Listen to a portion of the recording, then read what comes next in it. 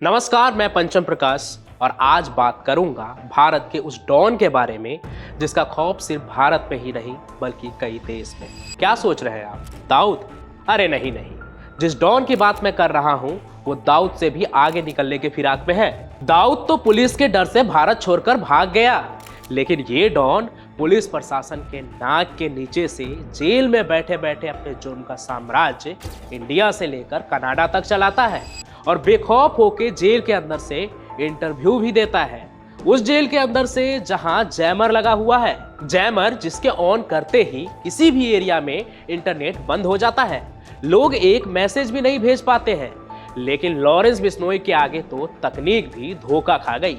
लेकिन सवाल यह है कि जेल के अंदर बैठा लॉरेंस बिश्नोई जैमर लगे होने के बावजूद भी ऑनलाइन इंटरव्यू कैसे दे दी, और तो और जेल के अंदर मोबाइल में उन ऐप को कैसे चला रहा है जो भारत में हर तरीके से बैन है।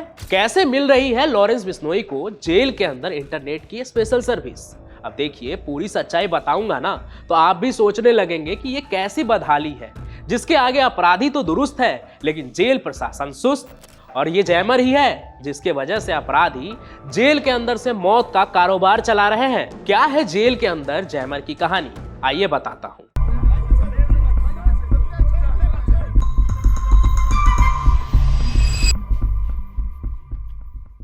देखिए, आज से लगभग एक साल पहले जेल के अंदर से लॉरेंस बिश्नोई के 2 इंटरव्यू टेलीकास्ट हुए थे। वही इंटरव्यू जिसमें उसने सलमान खान को जान से मारने की बात कही थी और सिद्धू मूसेवाले के कत्ल की प्लानिंग की भी बात बेबाकी से कही थी।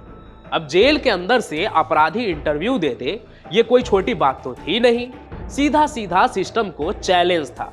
ऊपर से 2023 में मार्च के महीने में जब ये इंटरव्यू टेलीकास्ट हुआ तब लॉरेंस बिश्नोई भटिंडा जेल में था, लेकिन उससे एक हफ्ते पहले फायरिंग के मामले में पेशी के लिए वो जयपुर जेल में था। तो पेच यहां फंस गया कि आखिर लॉरेंस ने किस जेल से इंटरव्यू दिया था। जयपुर और भटिंडा दोनों ही जेल ने कह दिया कि ये हमारे जेल में तो हो ही नहीं सकता है क्योंकि हमारे जेल में तो जैमर लगा है। और ये सोचने वाली बात तो थी ही कि अपराधी एक पल को किसी जेल स्टाफ को पैसा खिलाकर मोबाइल तो मंगवा सकता है, लेकिन जैमर में सेंध लगाकर इंटरनेट कैसे चला लेगा। इधर 14 और 17 मार्च को जेल के अंदर से लॉरेंस बिश्नोई के 2 इंटरव्यू टेलीकास्ट होने के बाद हंगामा ही मच गया था। और आखिर इसके पीछे कौन सी जेल और उसके कौन से स्टाफ शामिल है, इसकी छानबीन के लिए हरियाणा और पंजाब हाई कोर्ट ने 3 सदस्यीय SIT की टीम तो गठित कर ही दी थी, जिससे लॉरेंस जैसे अपराधी की मदद करने वाले अफसरों का पता लगे और उन पर कार्रवाई हो। और वो जांच आज तक चल ही रही है। लेकिन दूसरी तरफ जेल को सिक्योर करने के लिए यूज हो रहे तकनीक को लेकर एक ऐसी बात पता चली है कि उसके बाद आप यही सोचेंगे कि अगर हमारी जेल आज के हिसाब से अपडेट होती तो और भी कई क्राइम नहीं होते जो हो गए हैं।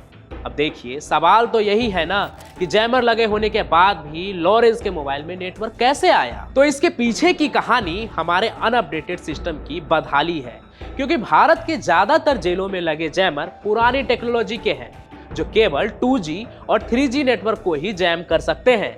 मतलब 4G या 5G टेक्नोलॉजी पर आधारित नेटवर्क को ये जैमर रोक ही नहीं सकते हैं। और टेक्नोलॉजी की इसी खामी का फायदा गैंगस्टर उठाते हैं। कैसे, ये अभी मैं आपको बताता हूँ।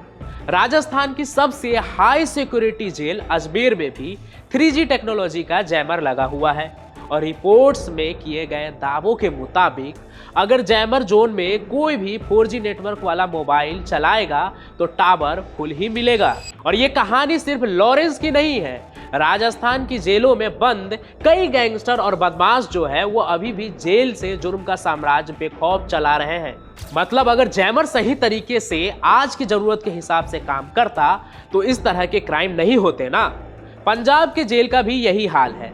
दावा के मुताबिक भटिंडा सेंट्रल जेल में दिल्ली के एक फर्म द्वारा टेस्टिंग के लिए 4G जैमर लगाए गए हैं, लेकिन हकीकत ये है कि ज्यादातर जेलों में वहां भी जैमर पुराने ही हैं और जेलों में बंद अपराधी हाई फ्रीक्वेंसी एरिया में जाकर 5G तकनीक का उपयोग कर रहे हैं। देखा जाए तो एक हद तक क्राइम को बढ़ने से रोकने में प्रशासन इसलिए भी नाकाम है क्योंकि अपराधी अपडेट हो रहे हैं और सिस्टम अभी भी पुराने जमाने के तकनीक को ही आजमा रहे हैं।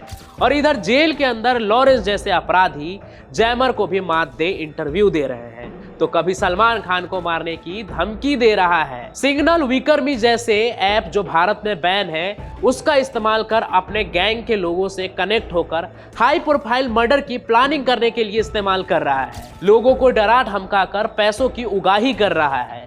और अगर लॉरेंस जैसे अपराधी को रोकना है तो सबसे पहले उनसे एक कदम आगे निकलना होगा और खुद को अपडेट करना होगा, नहीं तो ऐसे ही अपराधी पुलिस प्रशासन को बेवकूफ बनाते रहेंगे। आज की इस कहानी में बस इतना ही, लेकिन कमेंट करके आप जरूर बताइएगा कि आपको जैमर के बारे में ये पता था या नहीं। साथ ही अगर आपके मन में केस को लेकर कोई भी सवाल है तो उसे भी जरूर कमेंट कीजिएगा।